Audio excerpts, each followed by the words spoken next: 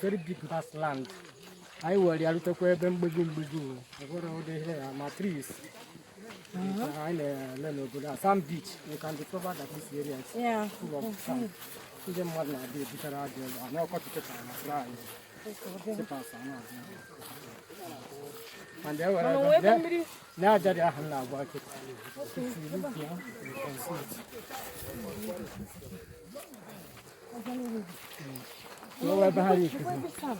Every Sunday, but I will wait. It don't make it. Every Macame, I was a man getting. I hear a toy. Could have been where he had the committee of whom he had a Mesotic beach. Ever gone. It will go to this summer. It's never walking. Okay, back and it will. Magunica Beach or Sambara. Because it is I'm not saying that. Beach capacity. I don't. Only plan. So I do at a different garden on other side. Mamma, I mean, Macalama, can you type of food for my vegetable? Any semi can take about. I have a bridge jacket. I let the bridge get happy. Or the same lake up here. Yeah, correct. Ah, the auto. What I say, protect it, what I say, what I can see from it. Everybody will eat it.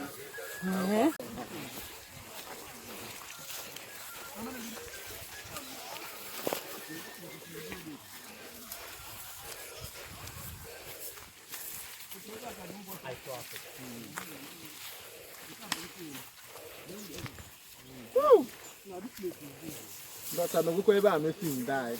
Kim the lake. Just what they need is just to put canoe inside it. I tell you, they can. People can.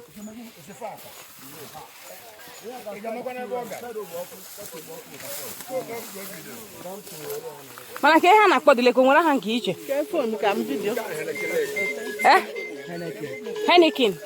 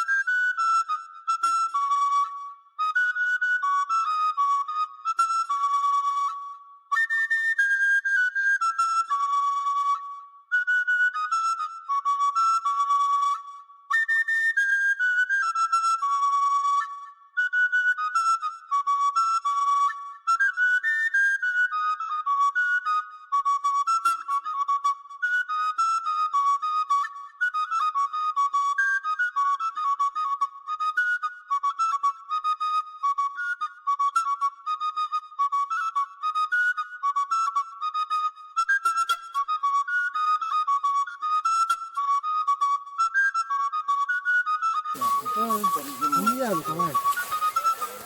Yeah, the auto. What I say, protect it, what I say, what I can see from it. Everybody will eat it. Heineken Lake. Hey, I ain't going to Heineken Lake. Wow. Hey, it's big. Hey, I am behind you. And I do come on. Bubble my bar now. Yes, I'm not over and about my dog. I'm not about an helping that family. Who can I know?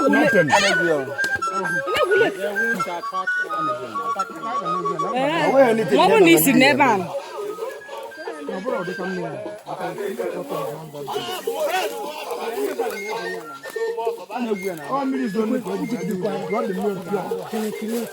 I think you are not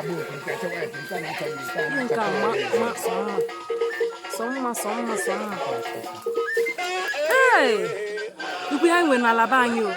Yeah, you're Alabama. I'm on for you. You go to make him cabin.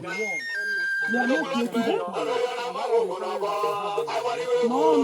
I'm in Guanya. In Guaya because I'm Akụkọ ọ bụla ị gara ọtụtụ ihe dị. Ya n'otu obodo enwere Hanging Lake, nwee Okpọkụ waterfall, nwee Ajali River n'otu obodo. Ma ihe niile a na-akọ